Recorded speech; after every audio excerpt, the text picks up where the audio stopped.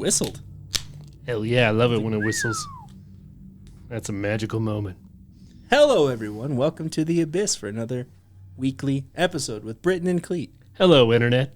And I picked out this beer tonight, so I'm really excited. He was excited. This is the first time that both of us brought a beer, and Cleet's won. Got awkward, yeah. But my beer won. I almost left. I was so upset. You son of a bitch. So it's from Roha Brewing Project. It's called False Prophet. You know, I really feel like one day, like when they look back on history, they go, Cleet was a false prophet. Oh, you're holding yourself to a really big standard. That'd be really cool. He's like, he did this cult. It was about Scientology, but he did it on the internet. And we didn't have the immune system psychologically to fight it. And what happened is he decimated America. Yeah, I can see that. I could subscribe to that whole issue. Oh, my God. Oh, man, we have some fun topics for you tonight. I just want to talk about one thing. I watched a good horror movie, and I don't see a lot that I really want to talk about. If I bring it up, it's because I actually felt like it was okay-ish. Yeah, the fact that he's even mentioning this is a big deal. In the Tall Grass. Have you seen it? I love that movie. Yeah, it was really good. I watched it a long time ago, like probably a year and a half ago. I went into it blind because I believe it was on Netflix, and it was just like, okay, weird tall grass. Fuck it, let's watch it. You went into it blind. Yeah, it was Dad joke. Ah, damn. It was really good. Essentially, what it is people walk into some tall grass from some Midwestern town while they're trying to travel through California. They get beckoned in because of some weird timeline shit.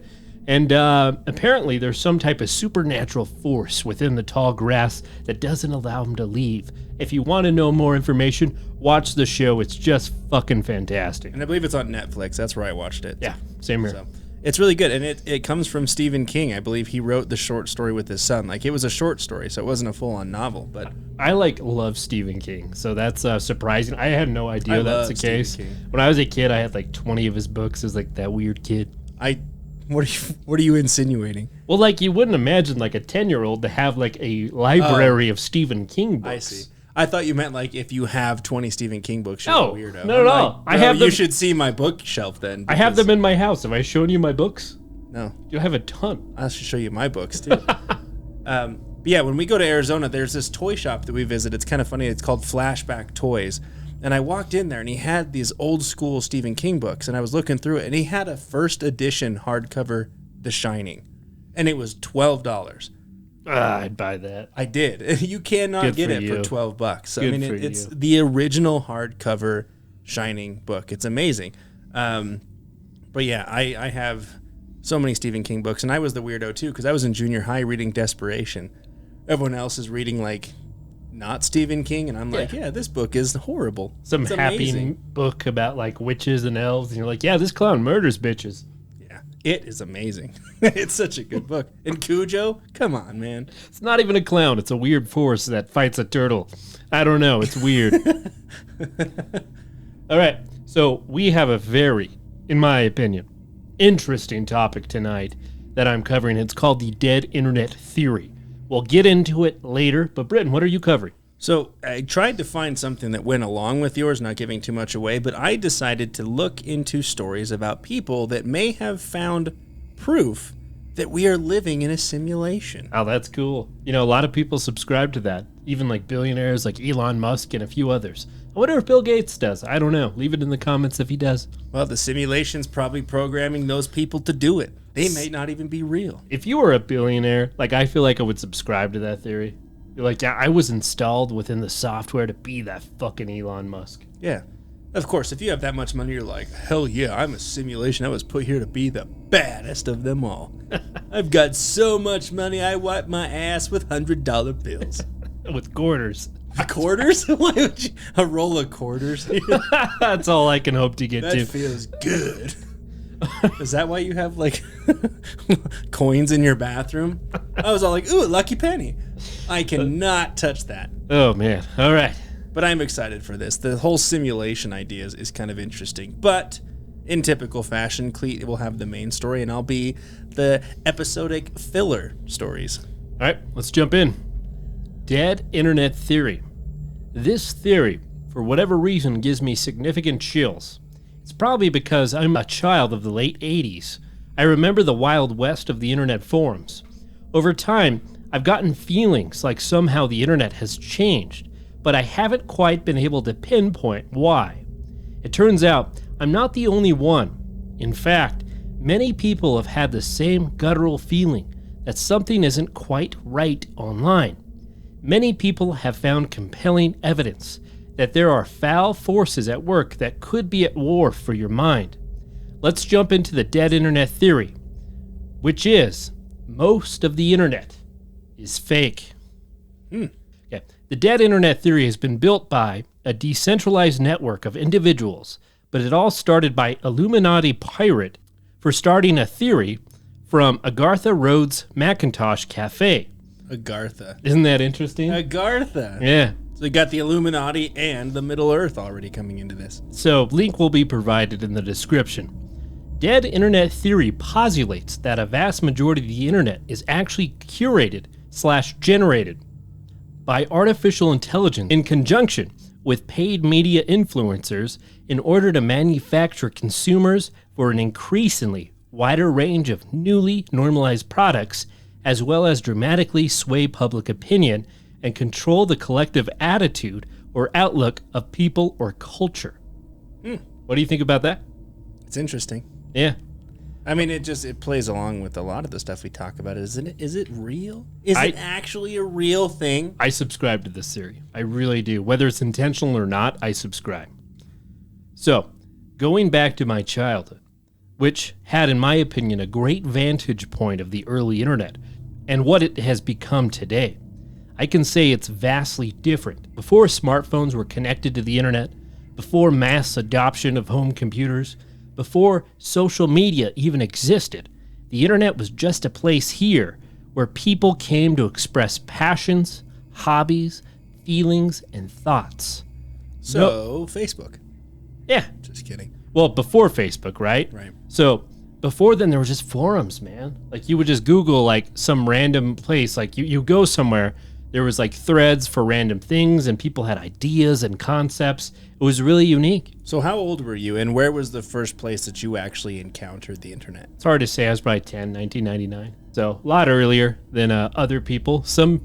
I like to say that I'm older than Google, which I think's significant. Wow. Yeah, you might be right. I'm probably going to get this wrong. I might have been like 2 or 3 when I first played on a computer. It was my uncle's computer at my grandma's basement because he was a teenager at the time, and he had a sick-ass computer. And I remember playing little games. Like, there was this one, if my memory serves correct, like, you had to, like, pop this little gooey thing. I don't know. It was a game, but I played it for hours. Yeah, it was definitely different. I didn't know what the internet was about to become.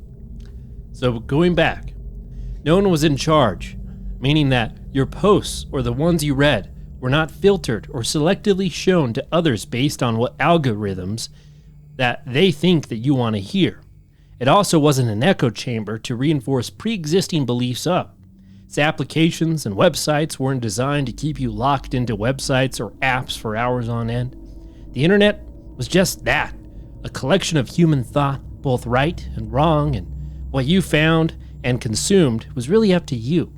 There was no capitalistic angle with monetization, no goals to get as many clicks as possible, or to keep you as engaged as long as possible. It was a simpler time. Yeah, it was just itself, Like, I would just go on the internet, like, just to talk to people. Do you remember when Instant Messenger was around? The chat room thing. You get home from school, and you just go talk to your friends. It was, like, really cool. Oh, that brings up a funny memory. This is much later, probably the late 90s, early 2000s. We had a computer, and me and my friends would go into this chat room, and we would just troll people so hard. It's like I'm 25 years old, built, looking for a partner. It was so stupid. Like, it's just the shit that you don't do as kids. Like, you're like in the chat room with probably this greasy 40-year-old bad person. I make $800K a month.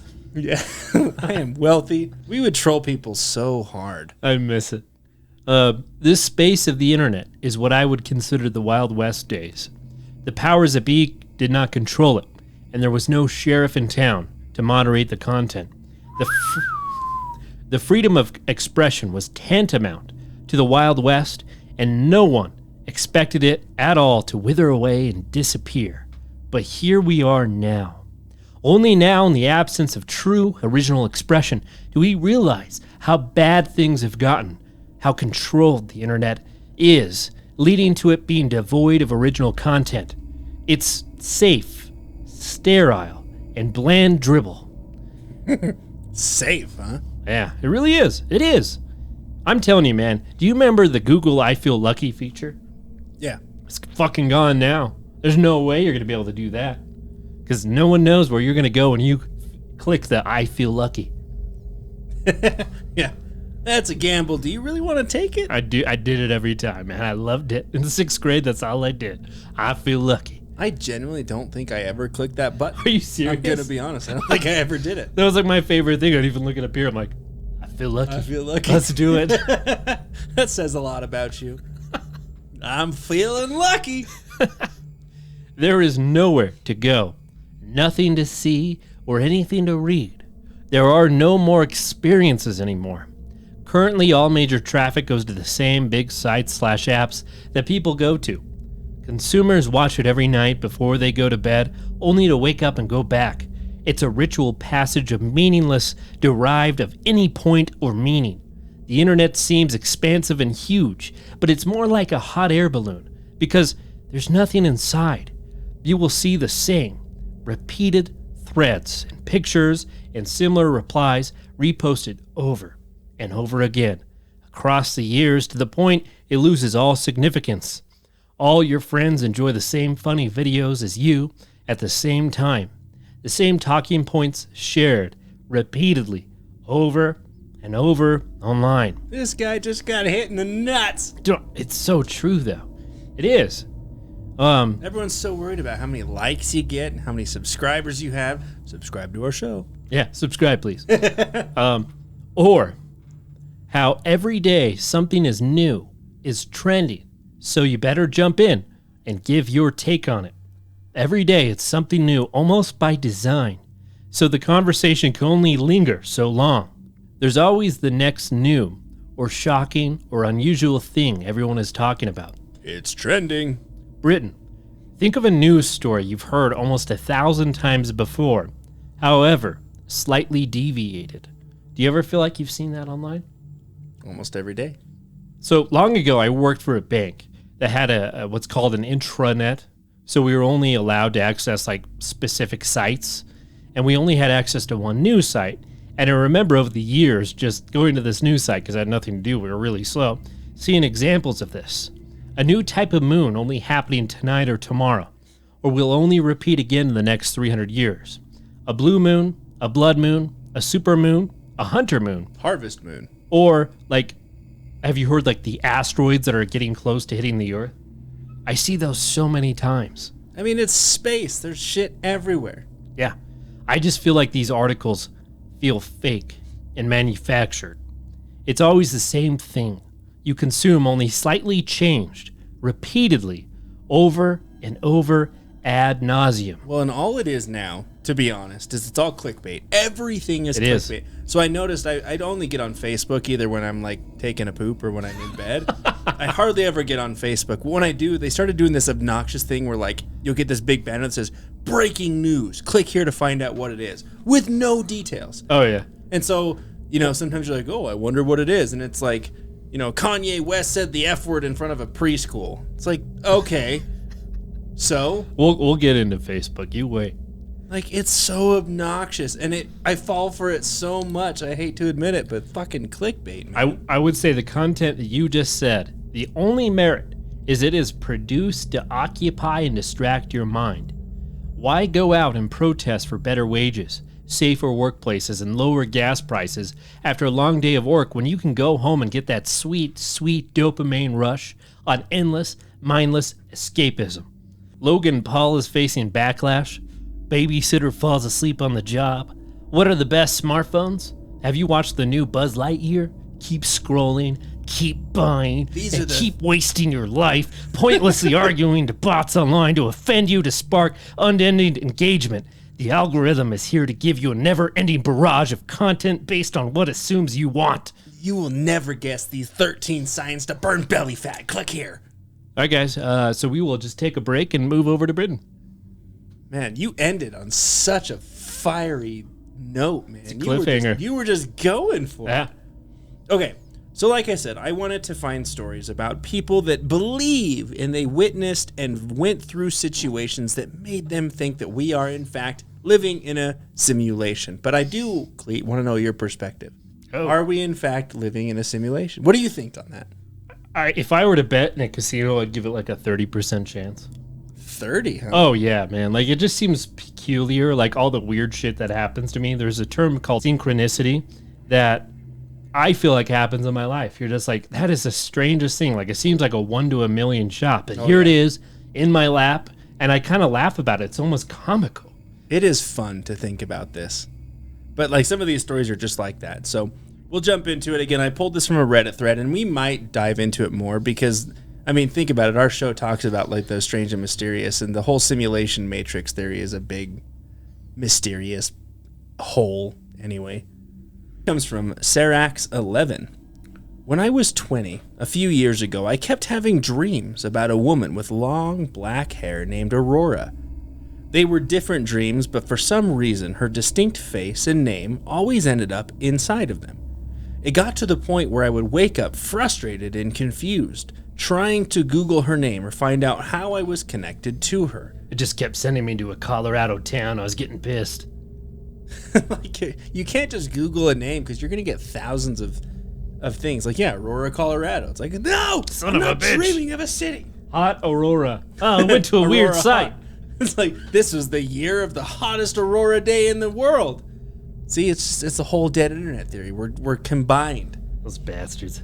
After a few months, she stopped showing up, and I dismissed it, thinking my brain was just being a quote-unquote scumbag.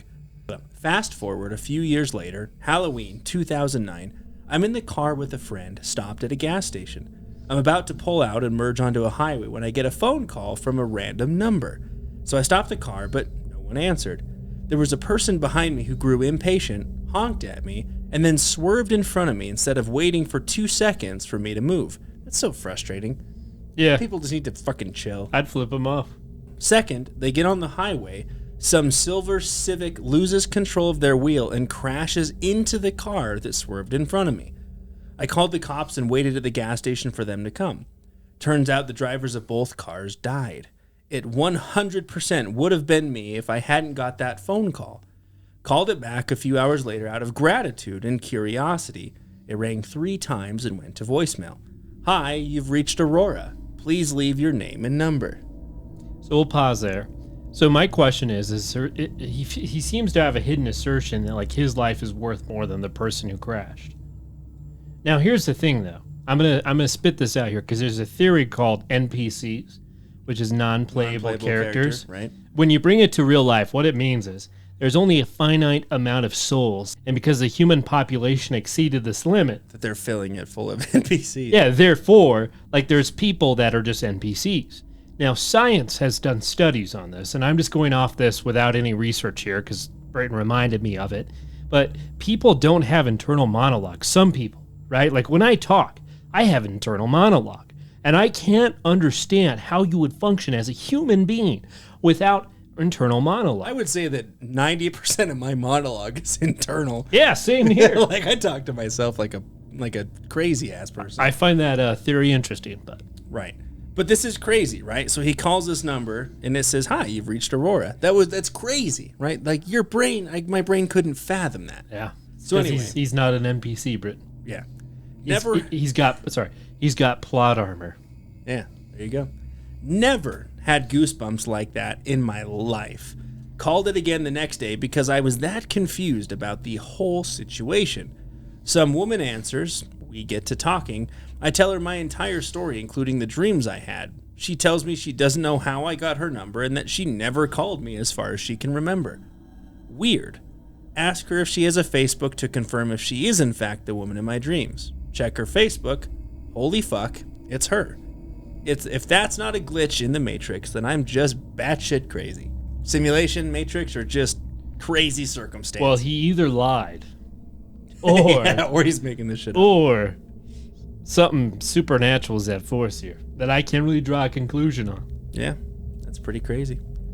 Okay, so the next one comes from Mark of Shame. Driving home on a stormy day, I see that a side road up to the local golf course is blocked off by flashing barricades. I also spy a Mercedes parked past the barricades with its hazards on. I stop and walk up to the car to see if they need help. I'm an EMT. I shine my light in the back seat to see a man slumped over, apparently asleep. Thinking I've got a few drunks, I move up to the driver window and rap on the glass and shine my light inside. The driver is sitting bolt upright, unmoving, staring straight ahead. My window wrapping or light doesn't cause him to blink, flinch, or even move. I look over and the passenger is slumped forward onto the dashboard.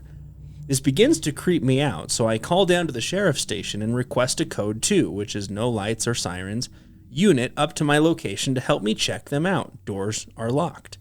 While on the phone, I walk back to my truck to get my go bag. As I'm on the phone with dispatch, she asks me to get a license plate number for the car, just as PG&E, power company, cherry picker truck comes rumbling down from the closed road.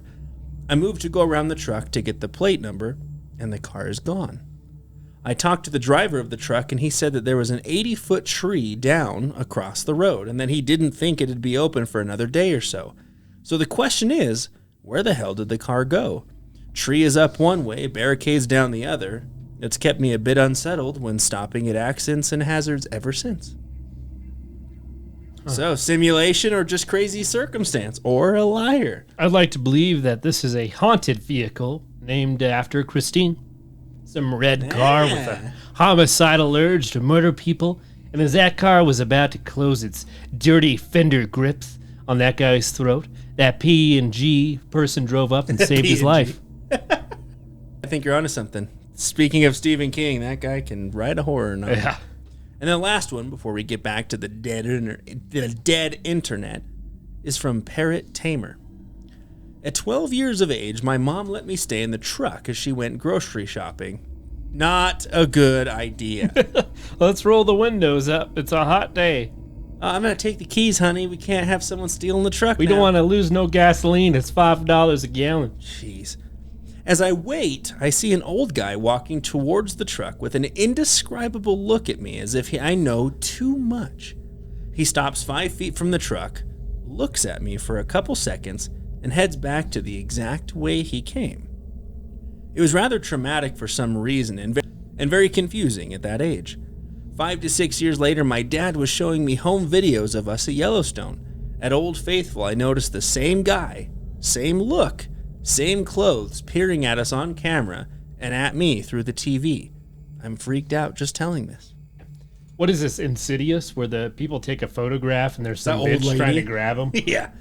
That was actually a pretty crazy thing. It's that bitch trying to grab I'm a bitch, I'm gonna grab you. It is kind of freaky, though. I mean, that's one of those things that, like, your memories, like, I've seen this somewhere. And then you're watching, some home video, and you're like, ooh. See, I'm always bad about this because I always think through the comedic perspective. It's like he's looking through pictures of her getting closer and closer, and there's just one of the whole family flipping her off. Like, that's why horror movies never scare me, because that's exactly what I would do. Like, doomed through eternity, through processes you can't control, you might as well put your 2 fingers up and say, fuck you to the abyss. Well, it's like what Scary Movie did. It did it to you, It did it to me, yeah. It's just like what Scary Movie did, right? It takes all those scary movies and it puts them into parodies. That's why it makes it compelling. You know, I've always liked Scary Movie. Yeah. I mean, the first and second were okay. Then it's like, okay, you're burning this trilogy to the ground. All right, guys, let's jump back into Dead Internet Theory. So, I've always felt conceited in saying this, and Britton knows this, but I always don't like to watch movies or TV series because all fiction to me seems to be sterile and devoid of anything exciting. I like, literally, I hate movies. Have you ever heard me say I'm going to go see a movie? Movies. Ever? No.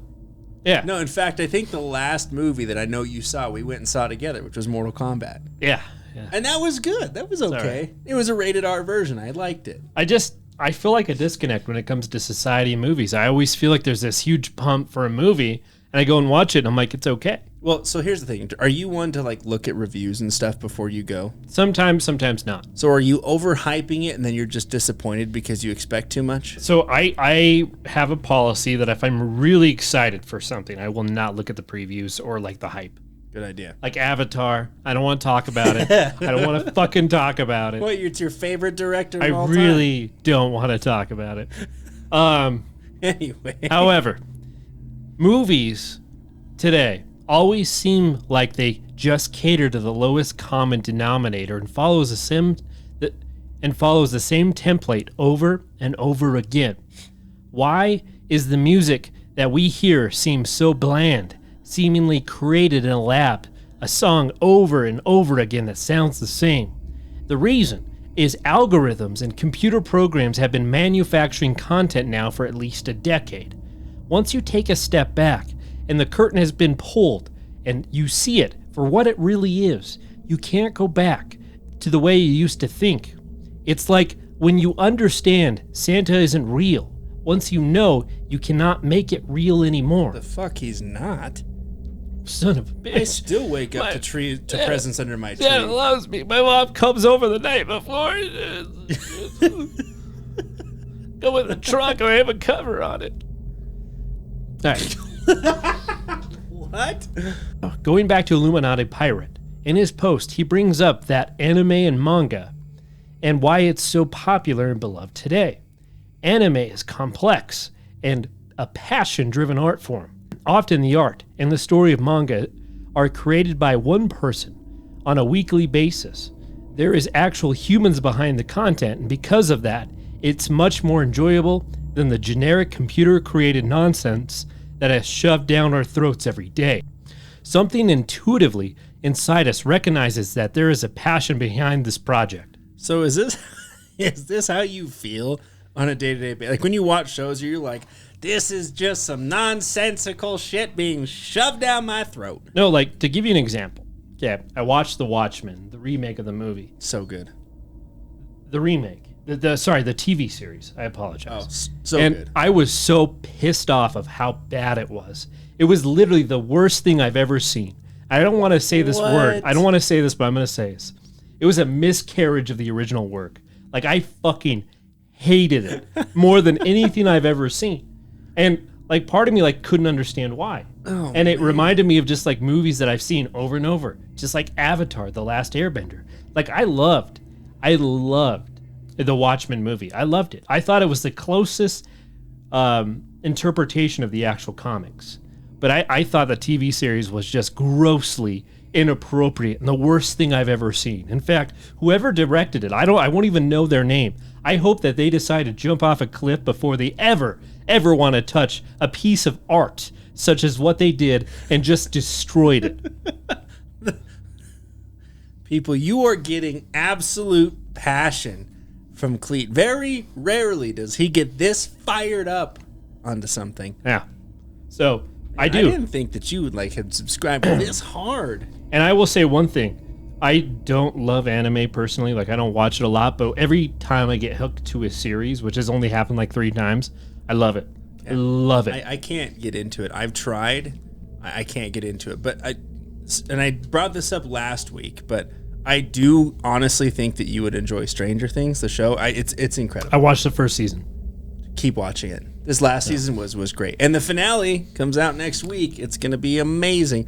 But I digress. Back to this dead internet thing before you decide to blow another gasket. Yeah. My God. All right. Let's go back to the internet specifically. Our Lord and Savior, YouTube. YouTube used to be about expressing yourself. It was random people in front of a camera talking about how they felt or what they experienced. Vlogging was big. Here was where we saw interesting new art projects come out. And my favorite, creepypasta story time. Now YouTube's just full of wannabe podcasters trying to get out there. Yeah, those idiots never subscribe to a wannabe podcaster. All right. Anyways, YouTube. It was real. It was organic. It wasn't about trends. Nowadays, if you talk about the wrong thing in your videos, it gets demonetized. If you say the wrong thing in your video, it gets removed. You can speak freely, but expect to be suppressed in the algorithm, and no one will see your content. It's actually kind of sad because in doing research for some of the episodes that we've done, like I use YouTube just to kind of see like what other topics and stuff. And there's a couple other videos that like you hear people that'll like slip and go, oh, don't demonetize me. Oh yeah, all the time. It's like they're so worried about being removed because it's so strict on what you can say. Walk in line, you will go to the demonetization zone. I fell into a burning ring of fire. So the views, the clicks, the growth on YouTube, it's all nonsense. It's all artificial and fake. If you want to have a successful YouTube channel, you have to say the right things and push the right content. You go the way the wind is blowing. But if you stand in the face of that wind, you'll be standing there alone with 20 views. Look at any channel you subscribe to and look at their views. Individual channels are being pushed aside for corporate news, corporate music, and safe, inoffensive content that makes money. How far does this rabbit hole go? Dead internet theory believes in deep fakes, especially in media. Not only can AI replicate faces accurately, but now it does voices as well. There's an internet website, Britton, I don't know if you're aware of this, but it can, when you refresh it, it generates a face that's never been seen before. Looks human. You can't tell that it's not. Yeah, I know that I saw it on TikTok of all places. I know. I spend a lot of time on TikTok. I'm not ashamed of it. But I saw this thing that's like a site that will like paint a picture for you. And you can like do any picture. You can describe anything you want and it will do this vivid picture for you. Yeah. And it will change. Like you said, it'll add faces, it'll add creatures, and it'll always generate these things. And you can say, hey, take this out, add this, and it'll do it. And it's fucking creepy. And one guy was like, you can take like a room full of like a Congress meeting, right? And you can say, remove all the aliens, and it'll fucking remove people. Good. It's so weird, but AI can do a lot of shit. The safest thing to assume is that the technology we see in today mainstream society was created 10 to 15 years before we ever saw it. So just imagine what AI can do now. Is that influencer real? We won't be able to comprehend this for years. It's creepy to think about. Fake people, fake comments, fake faces, fake articles. It's terrifying. So what you're saying is what we're seeing now was created 15 years ago. And we don't know if they're actually still... No, so what it's saying is that some of the content we see is not real. It's fake. Right. We don't know the percentage, and we won't know for a long time, if ever. Right, but some people are real. 10 to 15 years to create, right? So when you come to like how technology works, when it comes to the cutting edge, only big corporations and the government can use it. Right. And then they start to lower the costs of it, and then it comes into the mainstream. So we don't know what cutting edge is right now. Oh, I see what you're saying. So it takes 10 to 15 years to filter down outside of those that can afford it. Yeah. And use it. I see what you're saying. How much of the internet is actually real? People, events, news, so many things could be completely fictional. And I mean, honestly, how would we know? USA Today recently admits that it has removed 23 articles made from fabricated sources. Other websites reported similar stories of this BS that USA published. These stories were shared to Facebook, to Twitter, Google, letting the unknowing populace read it, believe it, and share it until a fake story becomes a real story. How long will it take for people who read it to realize it wasn't real? US Today is not the only publication where this has happened, and when the correction does happen, the internet has moved on to whatever the next objective is. By that point, almost no one cares anymore, and the facts get moved off the search engines and pushed into unfindable parts of the internet. That was so yesterday. No one cares anymore. Britain, the internet of old is dead. And let's move on to your stories. Okay. And you always leave with such just gripping. Dramaticisms. Okay. So this one comes from our good old friend Deleted. At a friend's place back in 2008, when we were all teenagers, we had a cool shed at a friend's house that we'd hang out in every single weekend. It Had 4 sets of bunk beds, tables, a fireplace, TV, fridge, etc. The whole lot. One night we were all hanging out in there, and when I decided I needed to take a piss, I walked out the front door of the shed and started to walk to the right when I stopped. Now, let me explain the layout here. As you walk out of the shed, his house is to the left, and to the right is where we all parked our cars. Further out, you're left with empty fields and trees. It was dark by now, the lights from the house illuminating the space between the house and our cars, but trailing off just past them. As I took a step to the right, intending to go behind the cars to relieve myself, I saw my friend's older brother standing there. I watched him for a good 5 to 10 seconds as he stood there, facing into the darkness. He then proceeded to walk behind a couple of trees and a car before he disappeared. Confused, I walked back into the shed and asked my friend what his brother was doing by the cars. The conversation went as follows. "Hey man, what's your brother doing by the cars?" "What do you mean?" "Well, he just walked off behind the cars." And the brother said, "Well, I'm right here." I looked over, and there his brother was, sitting down on one of the chairs with a drink. He was wearing the exact same clothes as I saw him in, and the only way to get into the shed was through the door that I was standing in the way of. To this day, I have no idea how it all happened. I'm guessing I was just seeing things, but the fact that I watched him walk around for a good 10 seconds has always puzzled me. I've never had anything else like that happen. No, I'm always afraid of dying, and my last words to my friends are like, "I'm going to go take a piss." That's what you're afraid of? Yeah. Well, I think it's because you're afraid because you want to end on like the biggest troll statement that you can possibly have. Oh, yeah. Like, oh my God, I see them. They're horrible. You don't want to die. They have no eyes. You don't want to be here. There's nothing after death that's good. And then you pass on. God, that is horrible, man. I already have my doubts and concerns about what lies after. If someone left doing that, I'd be like, I can't die. I have to find out how to not die. It's terrible. You're an awful person. So this one comes from Maddox. My dad had this little toy monkey that he used to call his favorite child and tease me and my siblings with it. Not in a bad way, but it was really frustrating to us, and we spent hours trying to steal it from him. Well, anyways, one day we finally got it and threw it into the garbage after drawing on it and mangling it for a bit. I mean, it's kind of a douchebag kid. Damn. The dad's like, yeah, it's my favorite child. And they just, they desecrate it and throw it away. Well, my dad laughed and searched for it for a bit, but basically figured that we had thrown it out and gave up after a week or so. Anyways, a few years later, when I was about 17, I'm walking down the street in Toronto. I don't live there, was just visiting some friends, and see this little orange object on the side of the road. When I walk over to it, I pick it up and see that it was the exact same fucking monkey. It even had the black Sharpie lines on it from when we all drew all over it. I honestly cannot even come up with the chances of that happening, especially considering that our garbage is sent to a local dump and is nowhere near Toronto.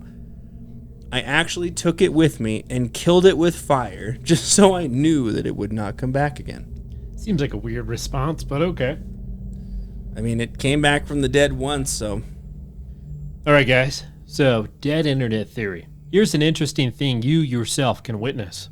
The internet on your smartphone is not the same as the internet on your PC. Try it out for yourself. Go to any popular website with a lot of traffic and spend a few days randomly checking the same thing from your PC and your smartphone. You'll notice from time to time that what you see on the device is completely different from the other. Entire threads can play out differently. Sometimes you'll see different comments, different likes to dislike ratios on comments, all kinds of weird anomalies. You'll only notice because you are coming at it from two different places. I'm sure of you have all had the same experience, trying to find that one comment that you've really liked and never have been able to find it again. Maybe it has been simply deleted, but it's weird that so many of us have experienced that before. The argument for algorithms is that it helps us find what we want to see and caters to our likes and dislikes. That can be helpful, but comes at a cost, because for years and years the argument was that different algorithms for different people didn't exist. Well, years later, with overwhelming evidence that prove that algorithms do exist. Now it is widely accepted as a real thing and spun as a positive, but that isn't necessarily true either. So I have a funny story with this. My friend sent me something through Facebook of, I think it was some liquor that he liked. Okay, I've never heard of it before, and he sent it to me. And later, when I was going through YouTube, he sent it through Messenger on Facebook. Right. I'm going through YouTube, and I saw the fucking ad of that specific liquor. Yeah. So I have a funny story of that too. So, you know, the whole thing of where people are like, oh, Facebook's listening to you, the internet's listening to you. So like me and my wife were just sitting there. This is before we had a cat. And I'm like, well, we don't have a cat. I'm just going to start talking about cat food for a while. Let's just talk about cat food. So I had a whole conversation on cat food, and I shit you not, the next day I pull up Facebook and I had 3 ads on cat food. Son of a bitch. What the hell is this? That's probably a different thing, obviously. They're all listening, but... Mark Zuckerberg is listening. Zuckerberg. The algorithm is there to keep you engaged and hooked on websites and apps longer, to accurately collect your likes and dislikes, and do whatever it takes to keep your eyes glued to the screen and your wallet spending money. If you linger too long on certain threads or videos, the algorithm will recommend more like it. If you argue online, the algorithm will find and create more incendiary posts to rile you up and keep you engaged. It's like, yeah, you're right. Fuck this idea.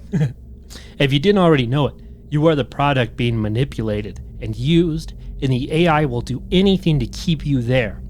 What is right? What is wrong? What is allowed? What is not? It's a vicious cycle that weeds out dissent and critique. Nuance is not allowed. I don't necessarily mean this from a political standpoint, although I can't completely disregard this angle. So whether you're right-leaning or left-leaning, or something else, suppression is real for all sides. Discussion and understanding aren't good for business. There is a small Overton window of loud discourse, and if you stray out of that window, everything is done to squash you or hide you away, and I don't necessarily mean just extreme points of view. Take, for example, war. War is incredibly destructive and awful. So many innocent lives are lost and trillions of dollars wasted. For what? Profits for corporations and defense contractors in territories for geopolitical chessboards? But nothing that directly helps you or I. But I advocate against war, or try to make changes to stop war, and the entire internet will miraculously find a way to critique you, destroy you, and silence you. You are but one small voice in a sea of manipulation, money, and power, and that's not all. The AI and algorithms are used to push public opinion. World news are pushed only by a handful of specific people, carefully selected and manicured for you. For every hot-button issue, there's a deliberate and more often than not manufactured angle which is going to be pushed towards you to keep you fighting rather than collectively coming together.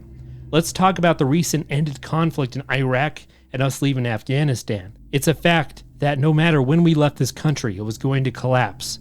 10 years ago, today, or 10 years from now. This is a fact, but they don't want that to be a fact.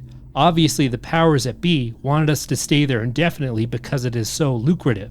There are so many natural resources to pillage, and the money made by defense contractors was so great, we had to stay there forever. Thankfully, public opinion was against this. People were tired of it and just wanted it to end. Americans need help over here, not more endless nonsense thousands of miles away. Now, notice how the dynamic shifted when the pullout started. Every major news organization went into overdrive, doing everything they could to get back in. Every news channel, every website, every major influencer on Twitter and Facebook and Instagram, any person that stood out there saying, hey, this is a good thing, bring them home, was crushed by an overwhelming majority online saying the opposite. Now, this is incredibly weird considering the vast majority of Americans say the exact opposite. Stuff like this is the perfect example because you can really see where things aren't adding up. Now we will move over to Britain. All right, so this comes from American Slang 59. I used to work in music and toured with this band. The guitarist, whose name was Josh, of the band's best friend, Matt, had died a couple years back. He always talked about the kid and he seemed like a great guy. Josh always had this reoccurring dream where Matt was standing on this abandoned street, which, supposedly, was metaphorical for purgatory.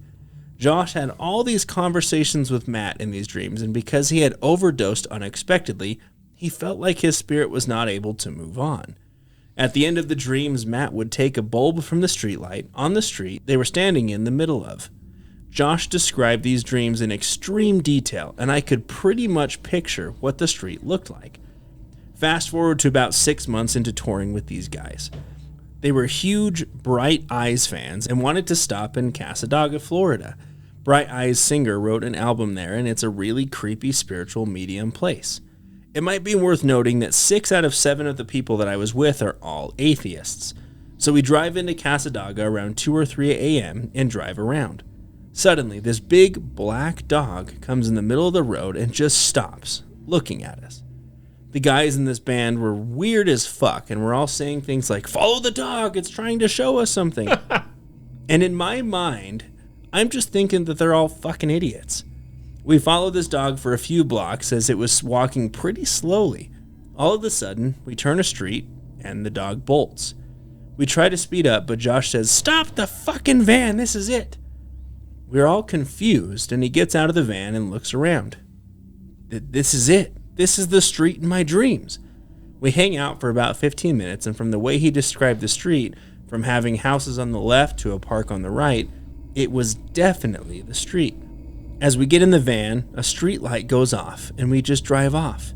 He claims he never had any more dreams about it, as that was closure on everything. Black dogs are omens, man. That's what the truckers taught me. You see a black dog run across the road, you need to take a goddamn nap. Pull over and sleep. All right, and then my last story for today comes from Squirrely. 2 years ago, I had a dream that a meteor ripped through most of my house and my neighbor's house. It reminded me of something out of a war movie when a bomb goes off and my roommate and I are disoriented and semi-deaf as we walk around the fire and rubble screaming and looking for roommates and neighbors. It felt very real and painful, and it was extremely horrific. I woke up really shaken and told my roommate about it in the morning. About 3 hours later, my whole house starts rumbling, and we hear the sound of like a turbine engine powering down directly over my house, followed by 2 huge explosions. We run outside, and there's billowing black smoke. We run around the block to the houses on the other side, and see 2 houses completely ripped through by a fighter jet. The houses were completely destroyed, and what was still standing was on fire. We tried walking around and yelling to see if anyone was in the houses. It was then when my roommate reminded me of my dream. I like to say coincidence, but I don't believe that, and I still can't explain it. That's fucking crazy. That's just a premonition, man. Maybe, man. Fucking Donnie Darko over here is writing a thread. That's such a good movie. I love Donnie Darko. Come on, you have to like it, right? Oh, it was a good movie. I liked it. Okay, good. I respect you just It's one of the movies that I really enjoyed, that I fell upon randomly. It's probably in the top 20 of my movies list. That bunny costume is so crazy. Oh, yeah. All right, guys. So here's a question. Dead internet theory. Why does social media have reward features? There is a reward and punishment system built in to push things in certain directions.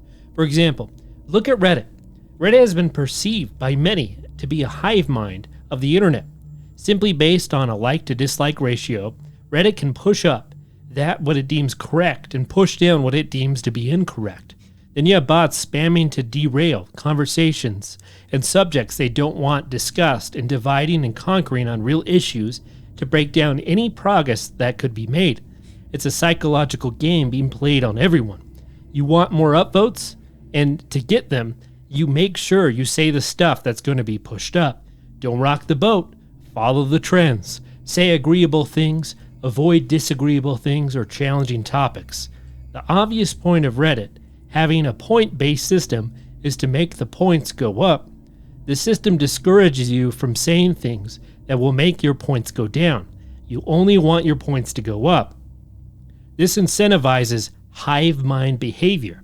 Whenever I go to Reddit, the first thing I do when I check an interesting Reddit thread is to sort by controversial topics. That for this podcast, because it makes it feel like I'm looking into more human content. I want to read responses from people with different opinions, not so much to get mad or to argue with others, but to have my beliefs challenged. I find it ridiculous to have to dig so deeply to find the stuff. That's why so many places on the internet feel like echo chambers, having repeated ideas and thoughts. I don't want to be reassured that I am correct. I want to be challenged repeatedly so I can either strengthen my perspective or change it if necessary. Another social media I'd love to talk about is Twitter.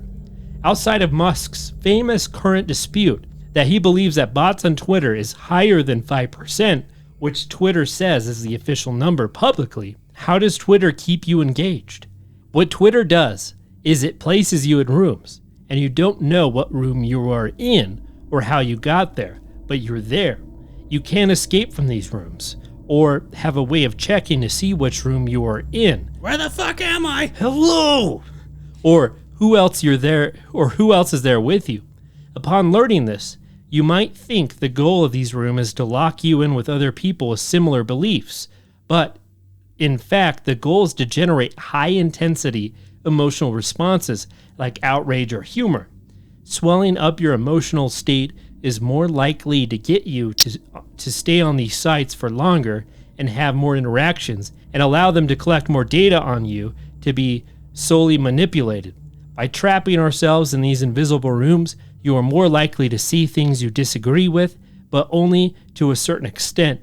You will not actually face a detailed counterpoint to your argument, only a brief, incomplete summary maximized for high-intensity emotion. You see, the point of Twitter is not to find common ground or debate the issue. It's to misrepresent and argue and get mad and waste time and energy while they collect data on you and to throw ads in your face. Twitter does this by imposing an overly strict 240-character limit per tweet to make it physically impossible to discuss complex ideas in such a small space, so conversations naturally devolve into insults and shock value. There's a reason why the country feels so divided right now, and it's all intentional according to dead internet theory. First of all, I won't get a Twitter. Never had it. I have it, but I don't use it as much. Now let's turn to Facebook. It's a well of content thrown at you just to rile you up and support your pre-existing beliefs. Are you mad about this? Well, here is more stuff to get mad about. So for me personally, I remember this was with cops being jerks, and it had me hooked for a while. Like, I literally would watch just cops being rude or something, or arresting people for wrong things. And for me, I'm about fairness. I want to make sure people are treated fairly. And I literally watched this for hours. So you're falling into the Facebook trap. Yeah, I did. Here you go, Cleet. I can sense you're getting a little irritated. Here's this. Watch more videos. Check this out. Breaking news. So Facebook thinks, are you worried about this? Well, here's some more stuff to worry about. Do you like cats and dogs? Aren't they great? Well, this really bad thing happened to one of them. You better stay engaged and keep watching. Your emotions don't matter at all to us. Buy the stuff, argue a bunch, and keep isolating yourself from other humans because it makes you less powerful. So how much of the internet is fake? Studies suggest that less than 60% of web traffic is human. That's right, 60%. So only 40% are actual human traffic. Interesting. Fuck this, man. Yeah, don't say. According to researchers, some years, a healthy majority of them are mostly bots. For a period of time in 2013, the New York Times reported that half of YouTube's traffic is bots, a portion so high that employees feared an inflection point would happen, meaning that YouTube systems for detecting fraudulent traffic would begin to report bot traffic as real and human traffic as fake. They even have a name for this hypothetical event. It's called the inversion. Remember, this was all in 2013. So it is not a stretch in the slightest to assume that this threshold of bot traffic has been met and surpassed, meaning that the internet is for the most part filled with non-living voices. It really puts in perspective how outnumbered we are compared to the bots. The vote counts on YouTube, Facebook, Twitter, and Instagram, it's all manipulated and distorted. Very little of it is real. Content creators on YouTube have noticed a very disturbing trend when they upload videos on YouTube. They report almost immediately losing subscribers. It doesn't matter what they upload or how popular it is right when they publish it. When they click it, they lose subs. This happens to most people with big enough subscriber base. The common prevailing theory amongst YouTubers is that YouTube's sly way of removing regular humans from the equation. If you're successful enough, you can weather the storm pretty easily, losing 10 or 15 subs at a time when you're gaining thousands. But if you're a smaller YouTuber, or a YouTuber they don't really want around anymore, losing subs like this is an easy and subtle way to mentally break down and eventually remove you from the equation. This drives creators away and leaves space open to corporate competition. What if they decide they don't want us anymore? Then we're fucking gone. They decide that they don't want us on YouTube anymore. You have 0 subscribers. Goodbye. You are the weakest link. Goodbye. So now we're going to dive into deeper and disturbing data. So DARPA, the Defense Advanced Research Project Agency, is a research and development agency of the United States Department of Defense and responsible for the development of emergent technologies for use by the military. DARPA had a program called LifeLog, and its goal was exactly that, to log one's entire life. LifeLog aimed to compile a massive electronic database for every activity and relationship a person engages in. This was to include credit card purchases, websites visited, content of telephone calls and emails sent and received, faxes, postal mail sent and received, instant messages sent and received, and magazines read, television viewing habits, and radio selections. Physical locations were recorded by wearable GPS sensors and even biometric data captured through wearable sensors. The point of collecting all of this data on everyone was to identify preferences, plans, goals, and markers of intentionality. Another DARPA's goals for LifeLog had a predictive function. It sought to quote and find meaningful patterns in the timeline to infer the user's routine habits and relationships with other people's organizations, places, and objects, and to exploit these patterns to ease its tasks. Sounds absolutely terrifying. Well, lucky for us, it was shut down February 4th, 2004 over criticisms from civil libertarians concerning the privacy implications of these systems. Interestingly, though, on the exact day, February 4th, 2004, a small and little-known website at the time launched called Facebook. No, I'm not joking, not in the slightest. The exact same day they shut down LifeLog, Facebook started. Lucky for us, though, back in 2020, Twitter, the official DARPA account, came out to reassure people that LifeLog and Facebook had absolutely nothing to do with each other. Even though certain employees of LifeLog went to work at Facebook, it's nothing to worry about. Right. Once you learn all that, it makes you look back at all those news stories that you've heard over the years of Facebook selling user information to other companies, and all the stuff seems pretty obvious now. We've all been played. Ladies and gentlemen, then you have those NSA links years ago. The government was in fact spying on all of us, and when you add up these pieces, it's easy to see that this massive puzzle, and we simply don't have all the pieces. That's a lot more information. By Illuminati Pirate, and I highly recommend anyone go check that out if you want to dig deeper into this topic. The conclusion that he draws is essentially this, that the US government is engaging in an artificial intelligence-powered gaslighting of the entire world population.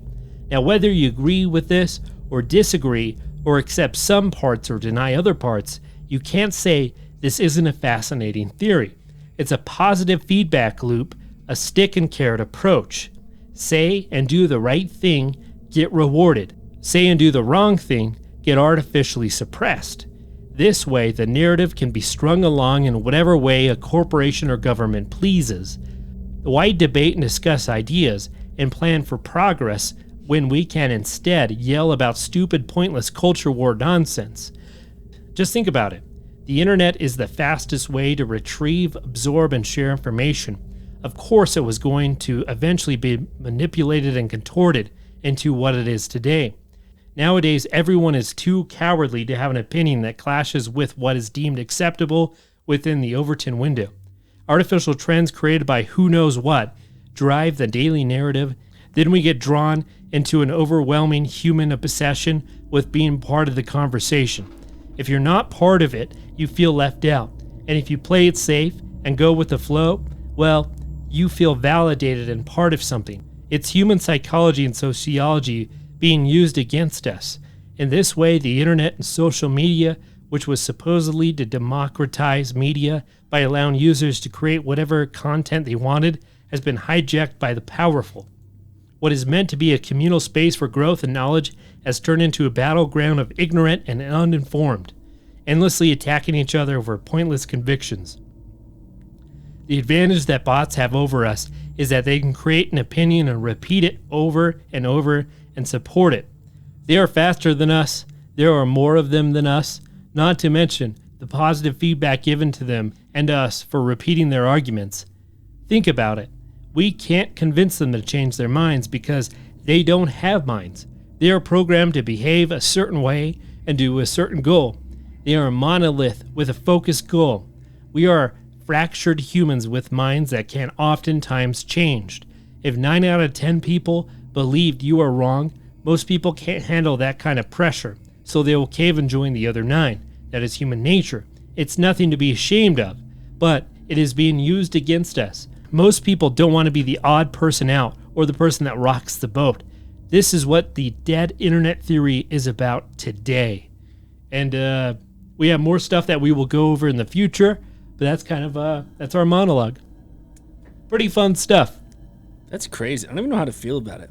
Isn't it crazy? Like I know, Britton, you're not really into this shit. I am a lot, but it's not that I'm not into this shit. It's just it's a lot. The idea that powerful people don't want to influence culture cannot be true. They want to, right? For better or for bad. I don't know, man. It's pretty scary. Yeah, scary stuff. So essentially, the internet's fake. At least 60% of it is fake. 40% of it is actual people being able to share their opinions and thoughts, and 60% is bots. Well, our culture is being overridden by a powerful few for what ends we do not know. And for that, it is scary as flack. All right, guys. Well, right now on YouTube, we're at 170 subscribers. We would really appreciate it if you listened and you liked it. Please subscribe. It's the best way to get us out there, and also like and share the video. And yeah, and if you have a topic or suggestion that you'd like us to cover, as always, please send it to us at entertheabysspod@gmail.com. Send it to us at entertheabysspod@gmail.com. And as always, thank you for entering the abyss. Until next time.